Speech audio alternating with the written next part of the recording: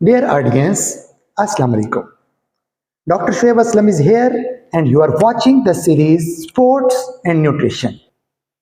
In previous video, we have discussed that sport is highly correlated with type of diet we are taking.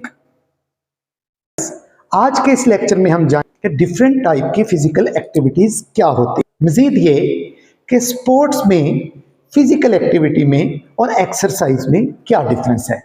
इसी lecture के दूसरे हिस्से में मैं आपको बताऊंगा कि एक एथलीट पर्सन की या स्पोर्ट्स पर्सन की डाइट किस तरह की होनी चाहिए। तो आज की ये वीडियो आपके लिए बड़ी इंफॉर्मेटिव होने जा रही है। Please stay connected. First of all, physical activity. Physical activity का स्पेक्ट्रम बहुत ब्रॉड है। It's very difficult to define it. Generally हम ये कह सकते हैं कि स्केलेटल मसल्स को इस्तेमाल करते हुए और एनर्जी को लगा के कोई भी मूवमेंट जो हम करते हैं उसको फिजिकल एक्टिविटी कहा जाता है।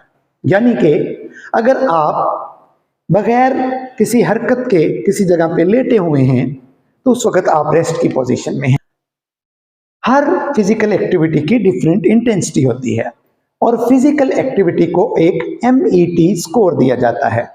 MET stands for metabolic equivalent. अगर किसी शख्स को हम 3 to 6 MET पॉइंट देते हैं तो इसका मतलब है वो मॉडरेट टाइप की फिजिकल एक्टिविटी कर रहा है।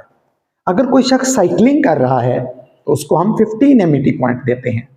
यानी कि वो एक आम आदमी से या एक रेस्टिंग पोजीशन पे बैठे हुए शख्स से 15 गुना ज्यादा एनर्जी को यूटिलाइज कर रहा है।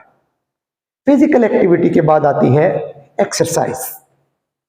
How you can differentiate exercise from physical activity. तो एक्सरसाइज हमेशा किसी न किसी स्पेसिफिक पर्पस के लिए की जाती है और इसमें बहुत सारी रेपिटेशंस होती हैं, जैसे कि रोप स्कीपिंग देख लें, सिट स्टैंड्स देख लें। डिफरेंट सेट्स ऑफ रेपिटेशन इसमें इंक्लूड होते हैं। सो एक्सरसाइज को हम इस तरह से डिफाइन कर सकते हैं कि ये प्लान्ड है, पर्पसफुल है और रेपिटेटिव है। एक्सरसाइज का हमेशा कोई ना कोई बुनियादी मकसद होता है जिसको अचीव करने के लिए हम डेली रूटीन के अंदर डिफरेंट टाइप की एक्सरसाइजेज परफॉर्म करते हैं। साइकिलिंग कर रहे हैं, दैट इज एन एक्सरसाइज। आप ब्रिस्क वॉक कर रहे हैं, that is also an exercise. Now the third thing is sports. Sports is also very important in our life and we play different type of sports in our daily activities, in our daily routine. So how you can differentiate sports from physical activity and exercise? There is always an element of win or lose in sport. यानी कि sports वो physical activity है जिसमें जीतने या हारने का कोई ना कोई एलिमेंट होता है। अब यह सवाल पैदा होता है कि थर्ड कैटेगरी स्पोर्ट्स को हम बाकी एक्टिविटीज से डिफरेंशिएट किस तरह कर सकते हैं। तो स्पोर्ट्स में हमेशा कोई ना कोई कंपटीशन होता है। आप किसी का रिकॉर्ड तोड़ने की कोशिश करते हैं या अपना ही न्यू रिकॉर्ड सेट करने की कोशिश करते हैं। यूजुअली ये समझा जाता है कि स्पोर्ट्स एक बहुत इंटेंस एक्टिविटी का नाम है, लेकिन meanwhile if you are playing chess, that is also a sport. If you are playing carom board, that is also a sports.